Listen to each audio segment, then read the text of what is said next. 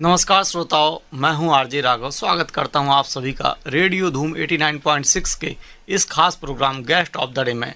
दोस्तों, आप सभी जानते हैं programme guest of the day में हम मुलाकात करते हैं अपनी अंचल की किसी शख्सियत से, उनसे बातचीत करते हैं, जानते हैं उनके बारे में, उनके कार्य के बारे में।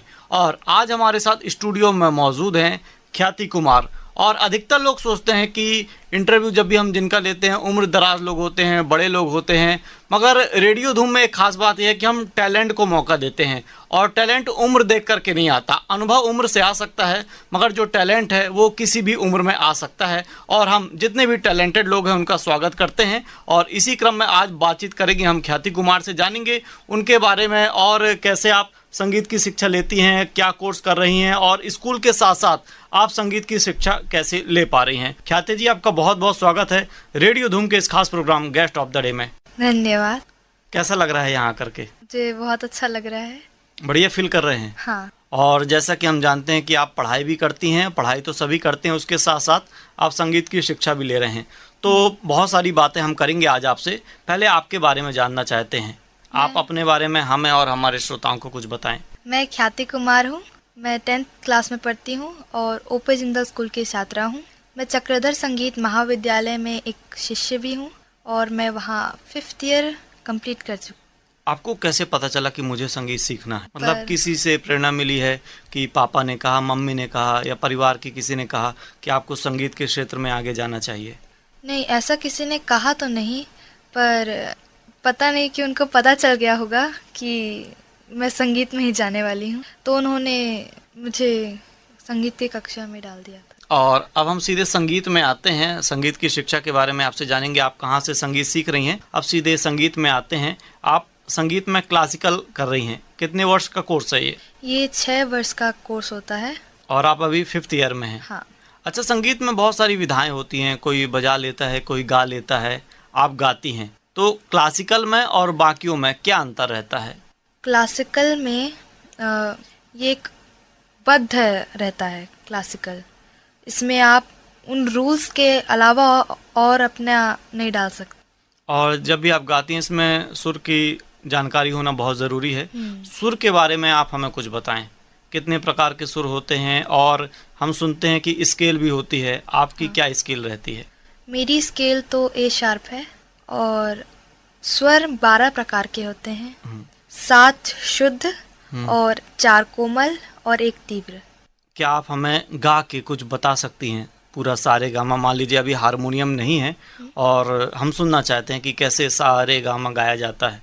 सारे गामा पधा नी सा, सा नी धा पा मा गा रे सा। क्या बात, बहुत ही खूबसूरत आपकी आवाज़ है और मीठी आवाज़ है। और आपके कोर्स की हम बात करते हैं, 6 साल का कोर्स है, 5 साल आपने कर चुका है। और कितना कठिन हो जाता है, कितना सरल हो जाता है सीखना? सीखना तो सरल तो नहीं कहूँगी और कठिन भी नहीं कहूँगी। जिसका इन सब में मन लगता है, संगीत में मन लगता है, उसको कठिन नहीं लगता। क्या बात। तो ये 6 सालों में सब आसान ही रहता है। एक ही चीज़ सीखी जाती है, मतलब 6, 7, 8 राग बढ़ते जाते हैं और थ्योरी सिखाई जाती है, प्रैक्टिकल सिखाई जाती है। पहले साल में जैसे राग यमन रहता है। ख्याति, आपने राग यमन की बात की। राग यमन में आप हमें और हमारे श्रोताओं को कुछ सुनाना चाहें तो? ज़रूर। इसमें एक छोटा ख्याल है, 3 ताल में बद्ध। बोल है, गुरु बिना नहीं आए ज्ञान। गुरु बिन नहीं आए ज्ञान, गुरु बिन नहीं आए ज्ञान, कहे वेद और पुराण, गुरु बिन नहीं आए ज्ञान। क्या बात। और बिल्कुल सही बात है ये कि गुरु बिना ज्ञान नहीं आता है। आपसे हम बात कर रहे थे पहले संगीत की, और जैसा कि हम जानते हैं कि आप ओपी जिंदल स्कूल में पढ़ती भी हैं। अब आपके पढ़ाई लिखाई से संबंधित हम कुछ बातचीत करना चाहते हैं। क्या टाइमिंग रहती है आपकी स्कूल की? मेरे स्कूल की टाइमिंग 7 बजे से 1 बजे तक रहती है। और फिर संगीत कब आप सीखती हैं? संगीत तो कभी भी सीख सकते हैं, पर उसका मेरा क्लास का टाइमिंग 4 से 5 रहता है। जैसा कि आपने बताया कि आप 10th क्लास में पढ़ती हैं, 11th में कुछ सब्जेक्ट को चूज करना पड़ता है, तो क्या संगीत भी उसमें से एक सब्जेक्ट हो सकता है? हाँ, मैं संगीत को भी एज अ सब्जेक्ट चूज करूँगी, एज एडिशनल सब्जेक्ट। क्या वजह रहेगी ये सब्जेक्ट लेने की? मैं संगीत के क्षेत्र में हूँ ही, तो मेरे इसमें मार्क्स भी अच्छे आएंगे। और क्या सपना है आपका, यदि संगीत के क्षेत्र में हम जाना चाहें, कहाँ तक जाना चाहेंगी, क्या करना चाहेंगी? मैं संगीत में ही आगे जाना चाहती हूँ और मैं लोगों को और संगीत के बारे में सिखाना चाहती हूँ।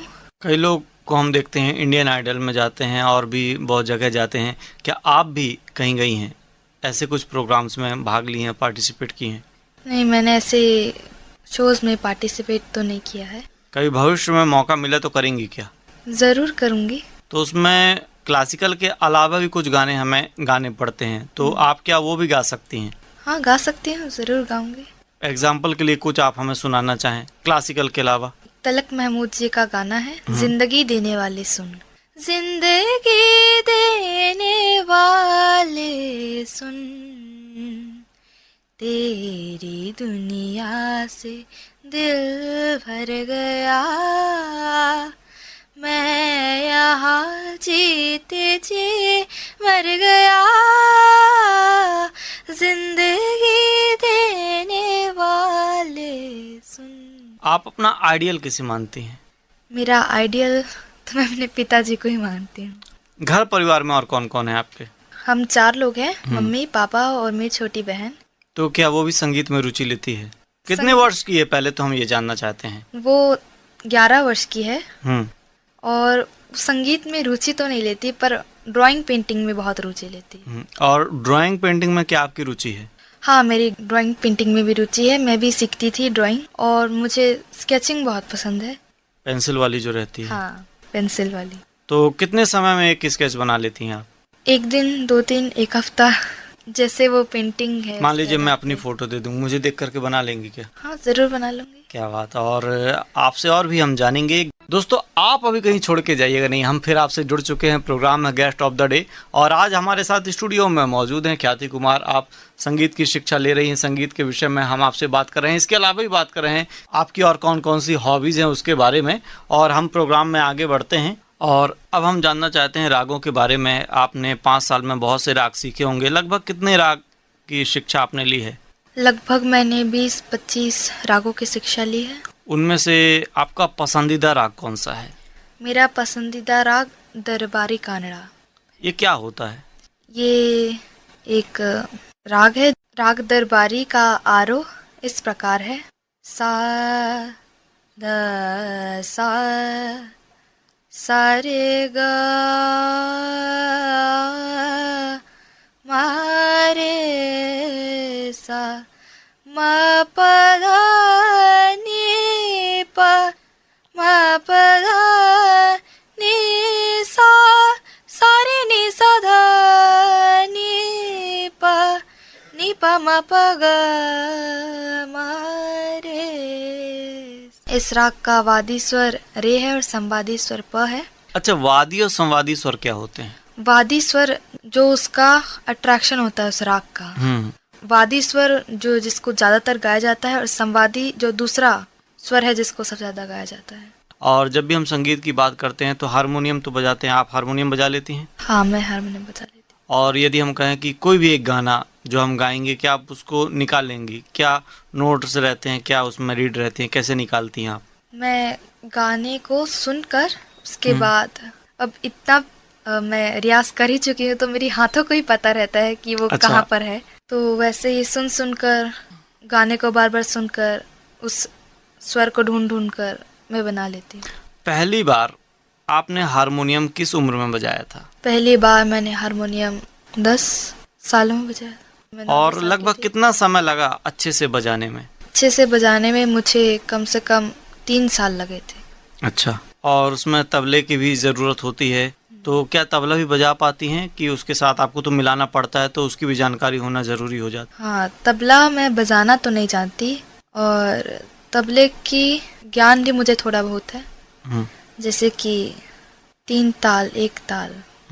और जब भी हम हारमोनियम बजाते हैं तो इससे मिलते जुलते और भी इंस्ट्रूमेंट हम बजा सकते हैं। क्या इसके अलावा भी आप और कुछ बजा सकती हैं हारमोनियम के अलावा? मैं बजा तो नहीं सकती पर मैं सीखना ज़रूर चाहूँगी। कौन सा वो एक इंस्ट्रूमेंट रहेगा जिसे आप सीखना चाहेंगी? मैं बांसुरी बजाना सीखना। आपके 6 साल पूरे होने के बाद सीखेंगी कि बाद में कभी मौका मिलेगा तो सीखेंगी? मैं जब भी समय मिले मैं सीखना चाहती हूँ। मेरे पिताजी भी थोड़ा बहुत बांसुरी बजा लेते हैं वाह, क्या बात है। और मैं उन्हीं से सीखना शुरू करना चाहती हूँ और बाद में प्रोफेशनली सीखना चाहती हूँ। जी, और आपने पिताजी का जिक्र किया, आपने बताया था कि आप अपना आइडियल उन्हें मानती हैं। उनके अलावा आप किसी को मानती हो आदर्श अपना? मैं श्रेया घोषाल जी को अपना आइडल मानती हूँ। उसकी कोई खास वजह? उनका भाव को प्रस्तुत करने का तरीका वो मुझे बहुत भाता है। और आपने शुरू में राग दरबारी का जिक्र किया था। दोस्तों, हम थोड़ा सा आगे आ गए हैं, वापस थोड़ा सा वहीं पहुंचते हैं हम। और राग दरबारी की आपने बात की, उसमें यदि आप हमें और हमारे श्रोताओं को कुछ सुनाना चाहें तो? जी, बंदिश है प्रथम ज्योति ज्वाला जो एक ताल में निबद्ध है। प्रथम ज्योति ज्वाला, प्रथम ज्योति ज्वाला, प्रथम ज्योति ज्वाला, प्रथम ज्योति ज्वाला, शरण तेरी है माँ, शरण तेरी है माँ, प्रथम ज्योति ज्वाला, प्रथम ज्योति ज्वाला। वाह, बहुत बढ़िया तरीके से आपने इसे गाया। और आपसे हम बहुत अच्छे तरीके से बात कर रहे हैं, जान रहे हैं आपके बारे में, संगीत के बारे में। और जैसा गाने से पहले हमने जाना राग दरबारी के बारे में, जैसा कि हमें जानकारी मिली कि आप चकधर संगीत महाविद्यालय से शिक्षा ले रही हैं, उसके बारे में हमें बताएं कौन गुरु हैं जो आपको पढ़ाते हैं। और क्लासिकल में बहुत सारी चीज़ें बतानी रहती है, तो क्या अलग अलग शिक्षक रहते हैं जो अलग अलग विषय में आपको जानकारी देते हैं? विषय से हमारा मतलब रहता है चाहे दरबार की बात कर लें, चाहे राग की बात कर लें या सुर की बात कर लें। मेरी गुरु हैं चंद्रा देवांगन जी। और हमने ये भी सुना है कि आप कहीं रायपुर में कुछ प्रोग्राम देने गई थी, 1 घंटे का आपका प्रोग्राम था, तो आप कैसे वहाँ पहुँची और क्या परफॉर्म किया आपने वहाँ? मेरे पिताजी इंडिया CSR के फाउंडर हैं और वो एक जर्नलिस्ट हैं और उन्होंने ही ये कार्यक्रम को आयोजन किया था, ESG समिट। तो मुझे वहाँ पर 1 घंटे का गाने का मौका मिला था। तो 1 घंटे क्या? मैंने राग गाए, अलग अलग राग गाए ताकि उनको अनुभव हो अलग अलग रागों का। अच्छा, जब भी हम राग की बात करते हैं तो बहुत सारे राग होते हैं, आपने बहुत सारे की शिक्षा भी ली है, तो एक राग दूसरे राग से कितना डिफरेंट रहता है, भिन्न रहता है और कितना कठिन हो जाता है? शुरुआत में तो जाहिर सी बात है कुछ सरल सरल चीज़ें बताई जाती हैं, तो क्या ये धीरे धीरे कठिन की ओर जाता है कि सब आसान ही रहते हैं? आसान तो कोई नहीं रहता, कठिन तो सभी रहते हैं। और एक राग दूसरे राग से सिर्फ उसके संवादी और वादी स्वर के चलते बदल सकता है और या उसका समय बदल जाए। तो रागों में ऐसा नहीं रहता कि उसके सुर इससे सुर से अलग हों।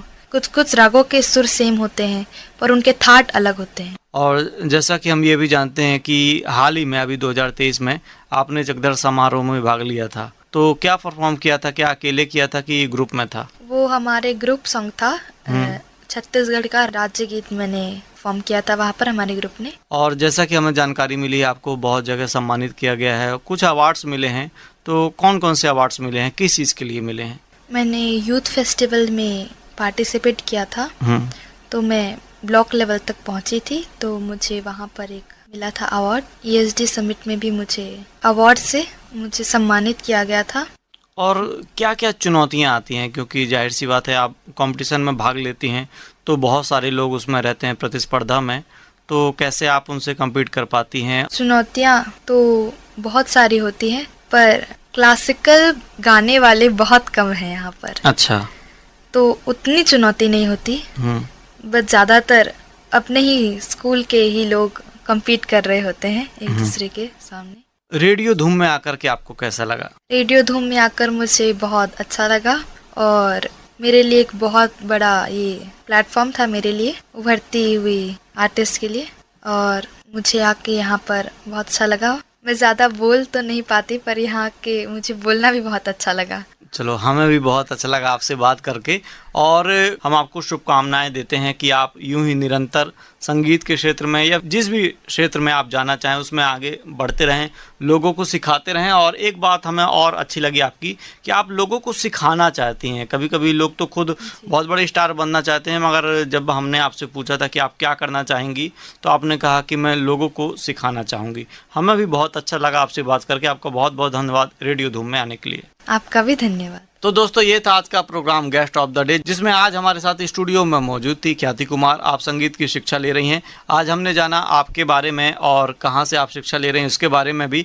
आपने बहुत बढ़िया बढ़िया जानकारियाँ दी हमें, राग के बारे में बताया, सुर के बारे में बताया। तो दोस्तों, इन्हीं जानकारियों के साथ आज का ये प्रोग्राम यहीं होता है समाप्त। अब अपने दोस्त एंड होस्ट आरजे राघव को दीजिए अनुमति। मैं मिलूंगा आपसे फिर किसी प्रोग्राम में। और जाते जाते हम आपको बता दें, आज के प्रोग्राम के प्रस्तुतकर्ता थे रमा शंकर शुक्ला। मगर दोस्तों, आप अभी कहीं जाइएगा नहीं, सुनते रहिए रेडियो धूम 89.6, क्योंकि आपके मनोरंजन की जिम्मेदारी अब है हमारी।